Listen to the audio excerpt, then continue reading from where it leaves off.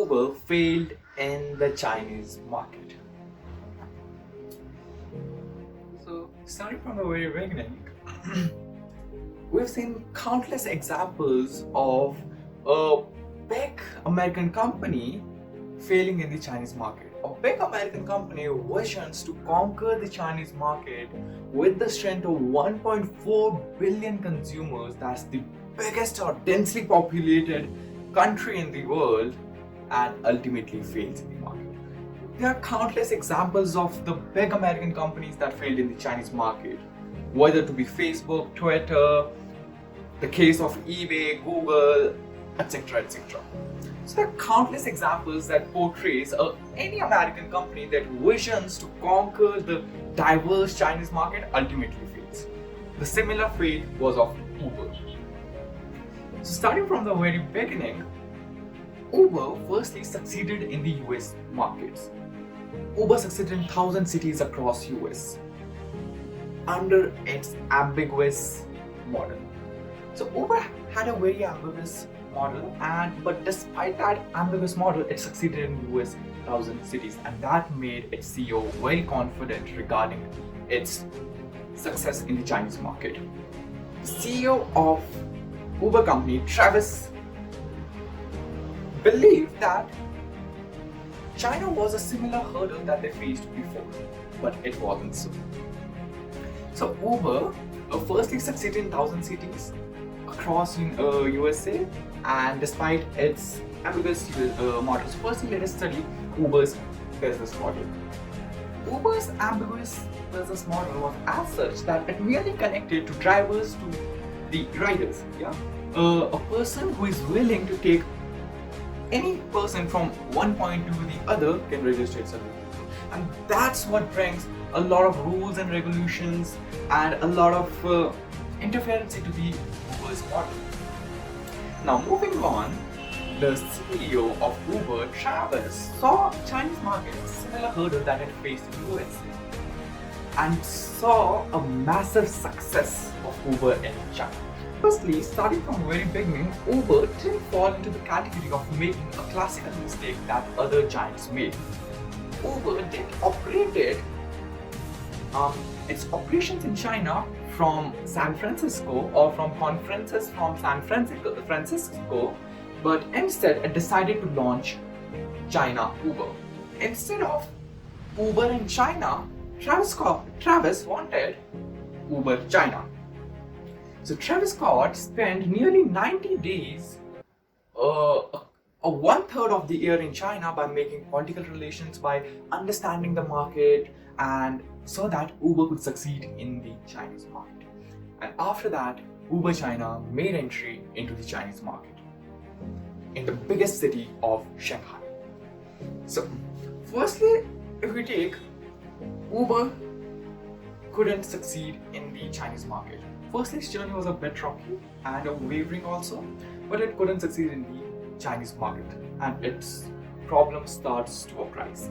There were a lot of loopholes in the Uber itself, or I might say there were a lot of loopholes in the core product of Uber.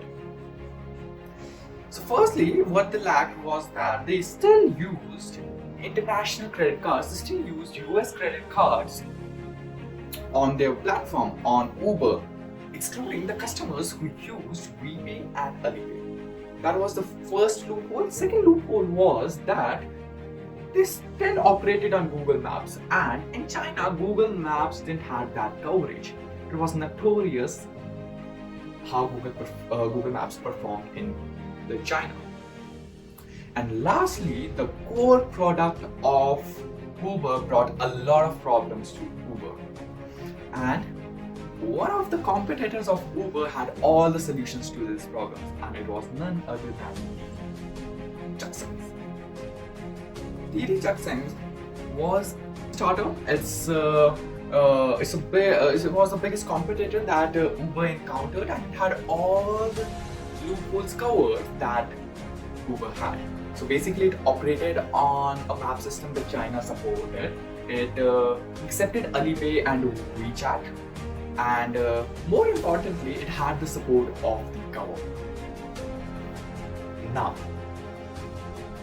moving on, Uber couldn't resist itself to where it was at the same staggering position. So it made alliance with the local industries and also made changes in the platform. They also incorporated a limited platform, opening their platform to the Chinese consumers. Here we talked how powerful Didi Chuxing or Didi was as compared to Uber. It had all the opportunities that Uber lacked in. So if a consumer ultimately has to shift from Didi to Uber, Uber has to be extremely cheap, or Uber has to provide a high degree of discounts. So did the Uber, yeah? Uber, and here begins the war of burning out money. So what Uber did, it provided subsidies to its first ever customers who were using Uber. Yeah, so every first customer who visits Uber or takes Uber gets a free ride. Yeah, and also Uber provided bonuses to the drivers who signed up in the Uber. Yeah, so Uber spent a lot of. Uber was providing highly low subsidies or cheap prices. Obviously, Didi couldn't sit back and gossip over the situation. Yeah, Didi also sent undercover engineers to Uber and gather the stuff from there, which ultimately resulted in the failure of Uber. Uber, even after providing highly cheap prices and bonuses to the drivers, still couldn't make it out. Why? Because of the core product of the Uber. What happened was that Uber directly got engaged into a lot of frauds. So Uber model was to connect independent drivers to riders and also pay bonuses to the new drivers, pay rewards to the new customers. So what happened is that there's a loophole that a driver could make a contact with the rider and share profits, opting for a fake ride. And also there could be SIM switches which could ultimately result in a huge losses to Uber, and that's what exactly happened. Uber recorded a lot of frauds. Nearly 50% of the services that were being carried out were fraud. It almost spent 40 to 50 million US dollars within weeks in order to make it look cheap and in order to compete. So within a year, Uber was incorporating of losses worth $1 billion, yeah, in order to compete with Didi. So Uber massively spent on in order to gather the customers, in order to gather the Chinese people and conquer the Chinese market. But still, it couldn't. Why? Because what later happened was China legitimated or redesigned its laws with respect to that industry in which Uber and Didi were dealing.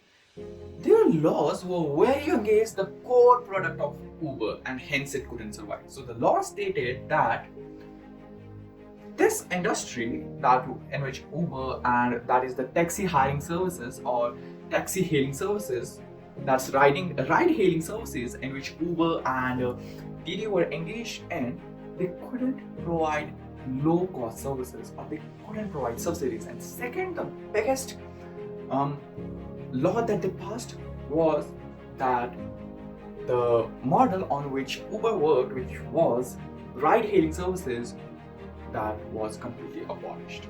And all the ride hailing services which connected independent drivers to the riders had to make a shift into the taxi hailing services, which Didi followed, and hence Uber couldn't survive in the Chinese market and it ultimately got sold to Didi. And Didi occupied Uber, directly eliminating Uber from the Chinese market with the help of Tim Cook and Apple investment that was